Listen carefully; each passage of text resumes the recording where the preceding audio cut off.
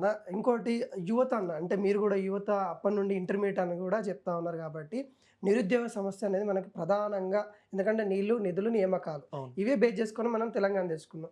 నిరుద్యోగులు ఇప్పటికి కూడా సఫర్ అవుతా ఉన్నారు. ఆ బాధ అనేది కూడా కొన్ని పాటలు వింటే కన్నీరు ఆగవు. చాలామంది కూడా ఇప్పటికి కూడా అటు అశోక్ నగర్ వేదిక చేసుకొని చాలామంది కూడా వాళ్ళ యొక్క ఎదలో ఉన్న బాధను మొత్తం మీరు గ్రహించి పాడే పాటలు ఏవైతే ఉన్నాయో అవి నిజంగా మీరు అంటే వాళ్ళ లోతు అంత లోతు ఎలా ఆలోచించగలుగుతారన్న?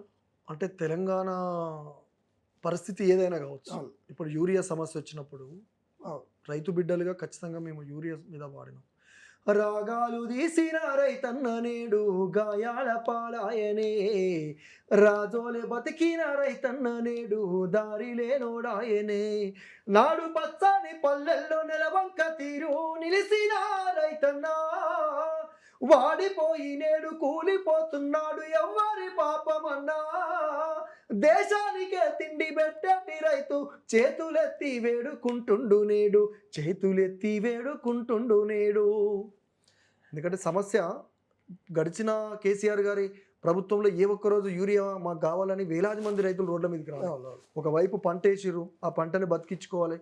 వేలాది మంది రైతులు పెట్టుబడి పెట్టి అట్లాంటి నువ్వు పెట్టుబడికి సాయం ఇవ్వకపోతేవి ఇస్తానటువంటి రైతు బంధుని కేసీఆర్ గారు ఇస్తున్నది కాదు, నేను 15,000 రూపాయలు ఇస్తాను ఎన్నికలలో చెప్పినావు.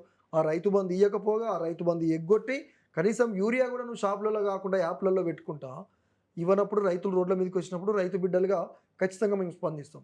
యువత విషయంలో కూడా ఇంతకుముందు పాటలే చెప్పిన నిరుద్యోగులందరినీ రెచ్చగొట్టి గద్దెనెక్కి మార్పు మార్పు అనుకుంటా మండలం ఉంచ వచ్చినాడు.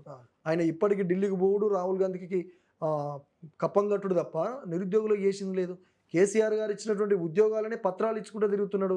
కేసీఆర్ గారు కట్టినటువంటి ప్రభుత్వ భవనాలకే కత్తెర జేబులో పెట్టుకొని రిబ్బన్ కట్ చేసుకుంటూ తిరుగుతున్నాడు తప్ప ప్రజలకు చేసింది ఏం లేదు.